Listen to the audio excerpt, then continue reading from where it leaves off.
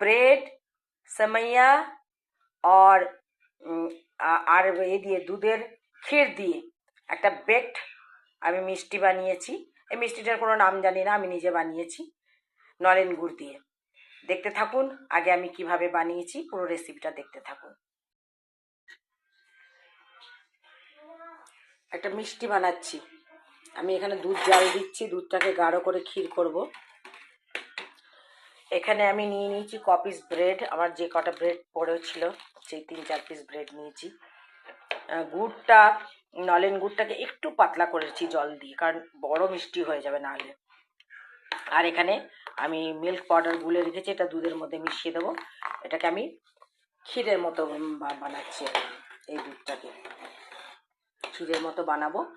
আর এইটা গুড়ের মধ্যে চুবিয়ে রসগোল্লার মতো মন্ড করে করে একটা মানে ট্রের মধ্যে দিয়ে তারপরে এই ক্ষীরটা দিয়ে তারপরে বেকড করব, মানে ব্রেডের বেকড রসগোল্লা।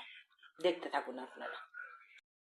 যে কটা ব্রেড পিস ছিল ওই নলেন গুড়ের মধ্যে ভালো করে ডিপ করে ওটাকে ভালো করে মেখে আমি এরকম করে স্প্রেড করে দিয়েছি।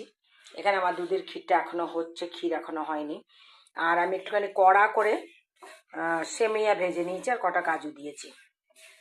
এবারে কি করব, আমি এই সেমিয়াটা আমি এটার উপরে দেব, ওই ব্রেডটার উপরে দিয়ে তারপর উপর থেকে ক্ষীর দেব, দিয়ে তারপরে বেক করব।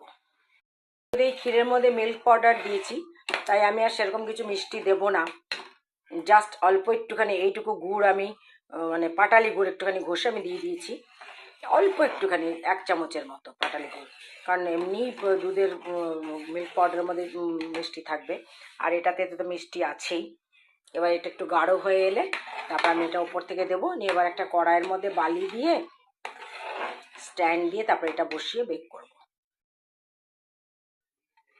ক্ষীরটা তৈরি হয়ে গেছে, এবার ক্ষীরটা দেবো। এদিকে আমি একটা কড়াইয়ে বালি গরম করছি, বালিটা গরম হলে ওটার মধ্যে একটা স্ট্যান্ড দিয়ে তারপর আমি এই পাত্রটা বসাবো।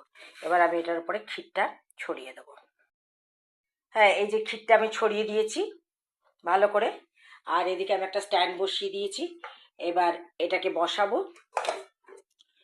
বসিয়ে ভালো করে বসিয়ে দেবো। তারপরে আমি এটাকে চাপ ঢাকা দিয়ে ওই 15-20 মিনিট বেক করব। কড়াইটা অনেক বড় কড়াই, এই কড়াইয়ের উপযুক্ত কোনো সেরকম ঢাকা নেই, এইটাই এই পদার্থটা দিয়েই আমি ভালো করে দেখুন চাপ ঢাকা দিয়ে দিয়েছি। এবার আঁচটাকে আমি সিমে দিয়ে দিলাম। এবার এটাকে 15-20 মিনিট আমি বেক করে নিয়ে তারপরে আসছি 15-20 মিনিট বাদে। ফিরে এলাম প্রায় 22 মিনিট, প্রায় 25 মিনিট ধরুন। মাঝখানে আমি একবার খুলে দেখেছিলাম ওই 15 মিনিট পরে, তো দেখলাম গুড়টা তখনও করছে। আমি এখন আঁচ বন্ধ করিনি, দেখুন আগে থেকে কতটা ফুলে গেছে।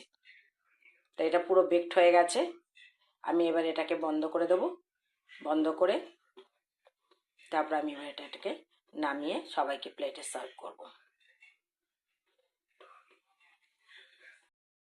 দেখুন এটা নিচটা, এটা ওপরটা।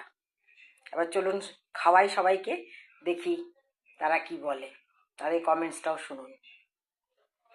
মেয়েকে দিয়েছি, গরম গরম খাচ্ছে।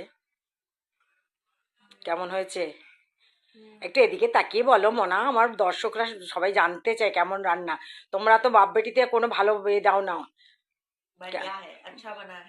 আর সেমিয়াটাই হয়েছে, নরম হয়েছে। আমি কড়া ভাজা করেছিলাম সেমিয়াটা, কড়াই আছে না। টেস্টি হয়েছে, অন্যরকম হয়েছে। তাহলে ব্রেড আর সেমিয়ার ওপরে দুধের ক্ষীর দিয়ে বেকড মিষ্টি নলেন গুড়ের। একজন সারা দুপুর ধরে বসে বসে যত বাংলা গল্প শুনতে থাকে মোবাইলে, ওনাকে দেওয়া হয়েছে। উনি তো কখনো মুখে কখনো করবে না, মাথাটা নেড়ে দেবে। এটা কি দিয়ে তৈরি হয়েছে আগে বলো, তোমাকে আমি বলিনি, বলতে পারবে কি দিয়ে তৈরি করেছি? আর আর কি মিল্ক পাউডার, তো তুমি আমার শুনেছো তাই বলে দিলে মিল্ক পাউডার। আর কি দিয়েছি, কি কি জিনিস দিয়েছি? ড্রাই ফ্রুটস তো কাজু আছে দেখাই যাচ্ছে। নুডলস না, সেমিয়া। আর ব্রেড, ব্রেডটা নলেন গুঁড়ে চুবিয়ে ওটাকে স্প্রেড করা হয়েছে। ভালো হয়েছে? খুব সুন্দর এসেছে। খুব সুন্দর, খুব সুন্দর হয়েছে। চলুন আপনাদেরকে নতুন রেসিপি আমি একটা দেখিয়ে দিলাম।